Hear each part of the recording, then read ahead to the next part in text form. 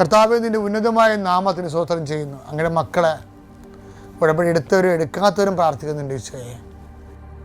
കർത്താവേ, അങ്ങനെ മക്കൾ കയ്യിലെടുത്ത് വെച്ചിരിക്കുന്ന ഓരോ കാര്യങ്ങൾ, അവർക്ക് വേണ്ടി അവർക്ക് അടുത്തില്ലെങ്കിൽ അവർക്ക് വേണ്ടി മാതാപിതാക്കന്മാർ എടുത്ത് പോയി കയ്യിൽ വെച്ചിരിക്കുന്ന സാധനങ്ങൾ ഇപ്പോൾ ആശീർവദിക്കണമെന്ന് പ്രാർത്ഥിക്കുന്നു. കർത്താവേ, എൻ്റെ കർത്താവിൻ്റെ ഉന്നതമായ നാമത്തിൽ 39 വർഷം ഞാൻ അർപ്പിച്ച കുർബാനയുടെ യോഗ്യതയാൽ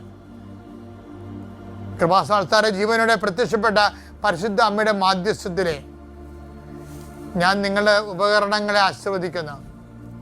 നിങ്ങൾ ഓരോരോ ഇടങ്ങളിലേക്ക് പോകാനും കൊടുക്കാനും വാങ്ങിക്കാനുമുള്ള വിഷയങ്ങളെ കർത്താവിൻ്റെ നാമത്തിൽ ആശീർവദിക്കുന്നു. കർത്താവ്, ഞാൻ നിനക്ക് മുമ്പ് എൻ്റെ ദൂതനേക്ക് നളിച്ചത് കർത്താവിൻ്റെ ദൂതൻ നിനക്ക് മുമ്പേ പോവുകയും നിൻ്റെ വഴികളെ ക്രമീകരിക്കുകയും ചെയ്യട്ടെ. പല പല മാനസികാവസ്ഥയിലുള്ളവരുണ്ട് ഈശോയെ.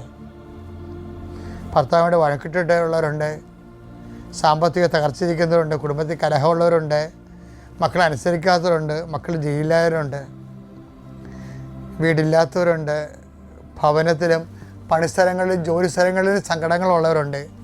കർത്താവേ, കണ്ണീരുടെ ഞങ്ങളുടെ ദിവസത്തിൽ പ്രാർത്ഥിക്കുന്നു. കൃപാസ്ഥാനത്താരെ ജീവനോടെ പ്രത്യക്ഷപ്പെട്ട അമ്മ കന്യാസ്ത്രീ മറിയം നിങ്ങളെ ഇന്ന് സന്ദർശിക്കുകയും നിങ്ങളെ സാന്ത്വനപ്പെടുത്തുകയും ചെയ്യട്ടെ.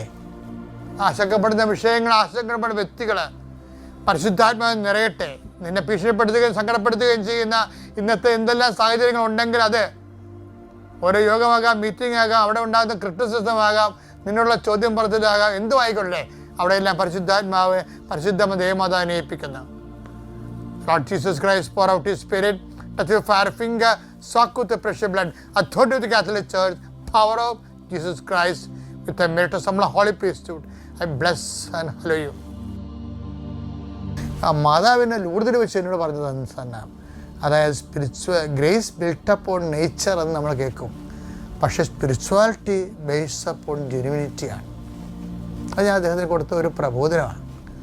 ആധ്യാത്മികത ജെനുവിനിറ്റിയിലാണ് ആശ്രയിച്ചിരിക്കുന്നത്. മത്തായി 18:21 എടുത്തേ.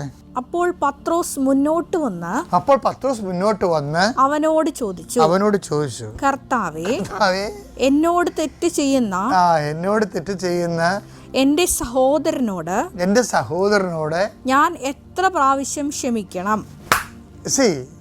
ഇന്നലെ നമ്മൾ കണ്ട സമരക്കാരുടെ കാര്യമില്ലേ, തീഗന്ധ ഇറക്കാൻ. അപ്പോൾ ആ ആൾക്കാരെ ഓരോരുത്തരെ വിളിച്ച് ഇട്ട് ചെയ്യണം. അവിടെ തീഗന്ധ ഇറക്കിയ ആൾക്കാരുടെ അങ്ങനെ പറഞ്ഞെങ്കിലും പത്രോസിനറിയാം ഈ അണ്ണന്മാർ ഇപ്പോഴും സമരക്കാരോട് ക്ഷമിച്ച് കാണത്തില്ല. ചിലപ്പോൾ എന്ത് സ്പിരിറ്റാണ് നിന്നിലുള്ളതെന്ന് ചോദിച്ചില്ലേ. അപ്പോൾ കൊല്ലാരും നശിപ്പിക്കാനുമാണ് കള്ളം വന്നിരിക്കണത്, ഞാൻ വന്നിരിക്കണത് ജീവനുണ്ടാകാനും അത് സമർത്ഥമായി ഉണ്ടാകുവാനുമാണെന്ന് ഈശോ പറഞ്ഞില്ലേ ഞാൻ 10:10. എങ്കിലും ഈ അണ്ണന്മാർക്കെല്ലാം പൊതുവെ വലിയ മാറ്റമൊന്നുമില്ല. മാറ്റമില്ലെന്നല്ല, അവർക്ക് വേണ്ടത്ര ഈ ജീവനുണ്ടാകാനും പിന്നെ അത് സമൃദ്ധമാകാനാണെന്നല്ലേ. അപ്പോൾ ജീവൻ സമൃദ്ധിയാണ് ഈശോയുടെ ടാർഗറ്റ് എന്ന് പറയുന്നത്. അപ്പം അത് ആണ് ഈശോ. പത്രോസിന് ഈശോയുടെ ടോപ്പിക്ക് പിടികിട്ടി. പത്രോസിൻ്റെ വിജയവത പെട്ടെന്ന് കാര്യം മനസ്സിലാവും, പെട്ടെന്ന് പ്രതികരിക്കുകയും ചെയ്യും. അതായത് പത്രോസിനെ എപ്പോഴും ഒരു നിഴൽമറയത്ത് നിർത്തിയിട്ട് വിവരമില്ലാത്തവനെ എടുത്ത് ചട്ടക്കാരനാണെന്നൊക്കെ പറയുന്നില്ലേ, അതിന് പിന്നിലൊരു പൊളിറ്റിക്സ് ഉണ്ട്. കാര്യം എന്താ, പൗലോസിനെ ഹൈലൈറ്റ് ചെയ്യാൻ വേണ്ടിയുള്ള വ്യഗ്രതയിലാണ് ഈ അഭ്യാസം കാണിക്കുന്നത്. പക്ഷേ പത്രോസല്ലേ കർത്താവിൻ്റെ വചനങ്ങളെ കേൾക്കുകയും ആദ്യമായിട്ട് അതിനോട് റെസ്പോണ്ട് ചെയ്യുകയും അതിൻ്റെ അന്തർധാരകളെ അടിയൊഴുക്കുകയും ആത്മാവെ വൈജ്ഞാനികമായിട്ട് ആവശ്യിക്കുകയും ചെയ്തിട്ടുള്ള ആ ഒരു ആത്മീയ ശിശുവില്ലേ, ആത്മീയ ശിശുവിൻ്റെ എടുത്താട്ടം മാത്രമേ പത്രോസിനുള്ളൂ. ശരിക്കും പറഞ്ഞാൽ പത്രോസ് ചോദിക്കണത് എന്താ വെച്ച് കഴിഞ്ഞാൽ, കർത്താവ് നീ ജീവൻ സമൃദ്ധിയായി ഉണ്ടാകാനെന്നൊക്കെ പറയുന്നുണ്ടെങ്കിലും ഈ അണ്ണന്മാർ പലരും ഇപ്പോഴും ക്ഷമിച്ചിട്ടൊന്നുമില്ല. സത്യം പറഞ്ഞാൽ എത്ര പ്രാവശ്യം ക്ഷമിക്കണം? ഈ ഡയബോളിക് ക്ഷമിക്കാത്ത വൈരാഗ്യ ബുദ്ധിയുള്ള ഡയബോളിക് പേഴ്സണാലിറ്റി നാഗവല്ലി ഇപ്പോഴും ഇവന്മാരുടെ ഉള്ളിലൊക്കെ ഉണ്ട്. അതിനാണ് ഇച്ചിരി ചോദിക്കുന്നത്, എത്ര എടുത്തേ? അപ്പോൾ പത്രോസ് മുന്നോട്ട് വന്ന് അവനോട് ചോദിച്ചു, അതെ, കർത്താവേ, എന്നോട് തെറ്റ് ചെയ്യുന്ന എന്റെ സഹോദരനോട് ഞാൻ എത്ര പ്രാവശ്യം ക്ഷമിക്കണം? 7 പ്രാവശ്യമോ? യേശു അരുൾ ചെയ്തു, 7 എന്നല്ല 70 പ്രാവശ്യം എന്ന് ഞാൻ നിന്നോട് പറയുന്നു. 70 പ്രാവശ്യം എന്ന് പറയുമ്പോൾ അത്രയും നമ്മൾ ബലഹീനമാകുകയാണ്. എന്തിനാണ്? മനുഷ്യൻ്റെ ശക്തി ഓൺ ഔട്ട് ആകുകയാണ് അവിടെ. V declare that we R helpless and weakness in the name of Jesus. നമ്മളിപ്പോൾ അനാമിയാബയായിട്ട് മാറുന്നു. സെർവൻ്റ് ഓഫ് ഗോഡ്, ഒരു പ്രയോജനമില്ലാത്ത ദാസൻ, കടമ നിർവഹിക്കുക മാത്രമേ ചെയ്തിട്ടുള്ളൂ. എന്നോട് പറഞ്ഞു 7 പ്രാവശ്യം ക്ഷമിക്കാൻ.